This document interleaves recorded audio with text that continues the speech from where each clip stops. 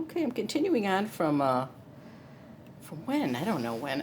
Just an update on a couple of things. Now I'm kind of confused here where everything is. Okay. I wanted to spend some time on harvesting, which means how you gathering papers from magazines, collage papers or images from magazines and stuff. But what I wanted to do was, in continuing with my last video, I decided yesterday morning to change that picture I showed last time.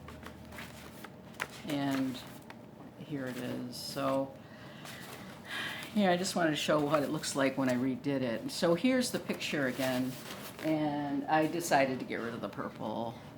So what I did was I cut it out. So this is the collage piece cut out, which makes it another level of collage. I'm not even sure what that is. Collage on collage, so to speak. Then I put it on on a clean sheet of paper, which I have tons of these. And it's a little thick, but it is the original collage, and I like it a lot. And I'm glad I did that, because it's kind of bugging me. I tend to take the easy way out if I can. And then this just looks really pretty. I gotta tone this down. This is really thick though, because it was on this paper and it was on this paper, and then I had to reinforce it with another paper. So we got a lot of paper going on this piece that I redid, kind of rematted. But I'm glad I did the remat. So that is that. I just want to share that with you. Now, I wanted to show you how I've been doing these. Now, Chris had had one of these he wasn't using. He had used a couple pages out of it, and he goes, maybe you want to use this. And I said, actually this might be really good. And so what I've been doing is I filled this book up with collages. Like there was close to 100 of them. Some of the pages were missing, so there were close to 100 of them. And what I did was when I finished a collage, I didn't work on this book. This was the book that I put things on when I was finished with them. Of course, you really never finish with collage if you want to, like that one, I had to pull out and do stuff too. So I don't know if anyone wants to do a sketchbook with collaging, and this is how I did it, and I really like it. It's got this nice heavy-duty spiral-bound book, so you can fold it over very easily.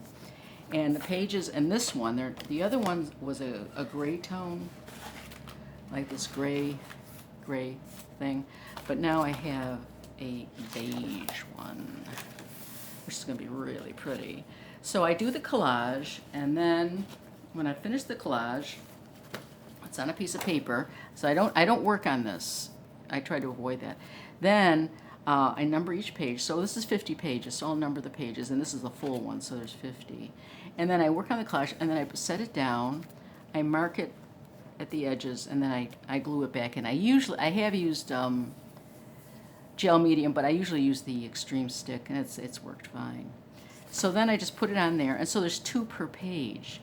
Now, the other thing that I do that may be of help to you or may not, but since I'm writing stories for each one, then what I do is I have the picture here, and I only work on one side of the page, so the next one would go here. There'll be 2 here. So I'll get 100 in this book. But on the opposite side of this, I write either the title, or write my thoughts. I write stuff about the collage on this section, right behind it. So when it is pulled out of the book, let's see if I have some. You'll have material on the back. Some of it's typewritten, some of it is handwritten. I have all kinds of stuff. Let's see. They don't all have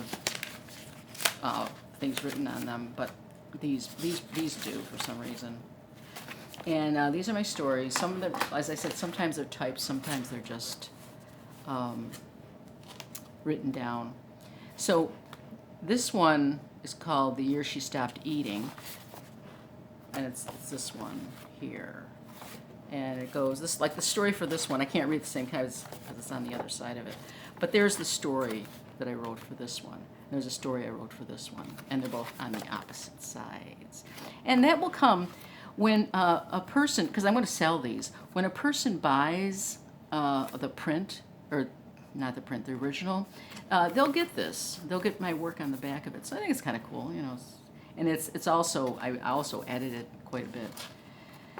So that's how I've been working, and I really found it helpful, and of course it depends what your plans are for your collages, but I plan on selling them on my art site, and I'm thinking of, I don't know about Etsy. I tried Etsy once before, and I don't care for it, but there's a lot of other sites to just load your pictures up on, and either sell prints or pictures, the originals. I really want to sell the originals, and I also of course have my Mrs. Plum's Barn that I sell things out of the summer, so I'll be selling them there.